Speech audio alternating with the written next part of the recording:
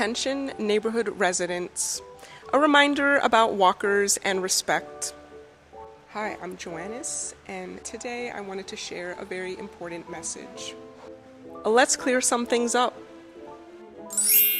As a resident in a neighborhood, you do not have the right to interrogate someone simply because they're walking through the area. Walking is a normal, healthy activity, not a suspicious act. Walking is not a crime. A person walking in circles, passing by more than once, or moving at a slow pace is no different from walking laps around a track.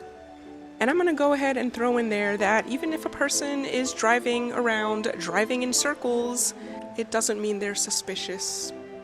They may be putting their baby to sleep.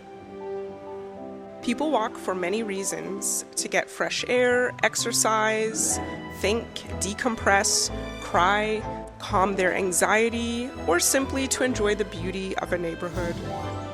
Hoodies are not alarming. Someone wearing a hoodie is not automatically suspicious. Some people wear hoodies for warmth, sensory comfort, or emotional reasons. Maybe they're crying. Maybe they don't want to socialize. That's not a threat. That's called being human. Admiring homes is not suspicious. Walkers might stop to admire landscaping, design, architecture, or decor. You likely put in the effort into your curb appeal, and people appreciating it is a compliment, not a cause for concern. Some may be considering buying in the area and want to get a feel for the neighborhood. And yes, brown and black people buy homes. Yes, you can notice things, but with boundaries. You have every right to be observant, install security cameras, and protect your property. But you do not have the right to treat someone like a criminal because you don't recognize them. If you choose to approach someone, do so respectfully and understand that they don't owe you answers. Social awkwardness or refusal to engage does not equal guilt or suspicion. Again, awkwardness is not equal to guilt or suspicion.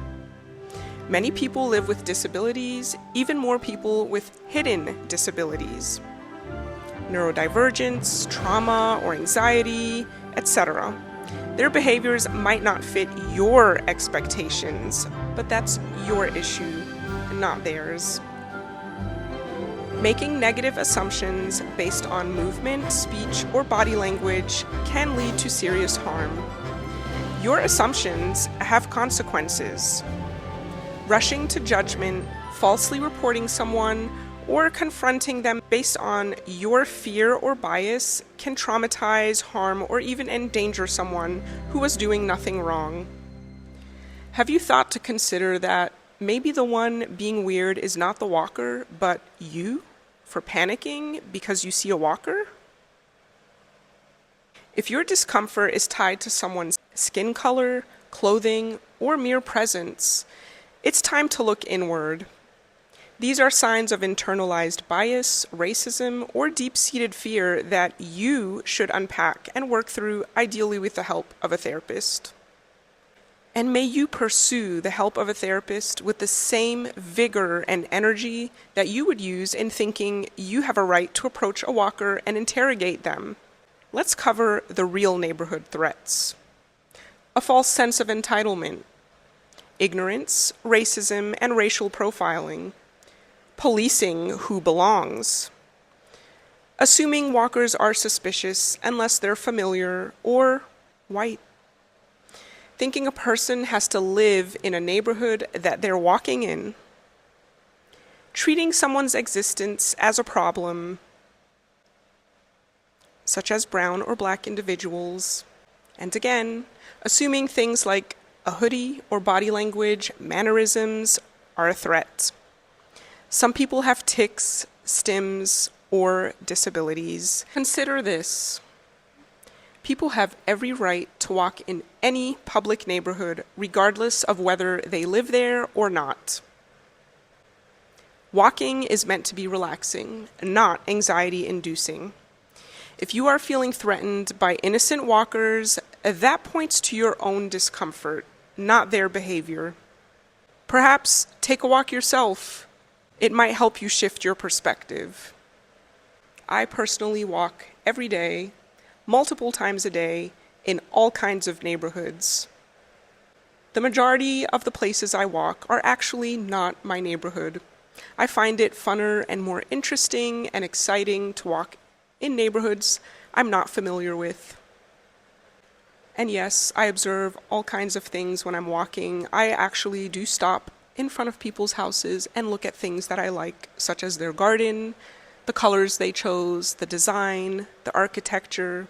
It is not because I'm black or I'm wearing a hoodie that I should be considered suspicious. I will say this. I have worked in the security field for over a decade, and I can assure you that if someone were a true threat, they would not be walking or driving in circles around your house. Come on now. Let's stop the foolishness. If someone were a threat, they would likely not be doing things that would be drawing attention to them. If a threat were to study your house or your habits, you likely will not notice them. And finally, to walkers, you belong here. You have the right to walk. Your presence is not a threat, and you deserve peace, fresh air, and the right to move through any open community without fear of being harassed or misjudged. Now, unfortunately, because we do still have a lot of residents that are ignorant and do not have this level of education that I just shared, please be sure to use caution and only walk where you feel safe. You can find my work at La Peachy Rebel on YouTube, Instagram, and Medium.com.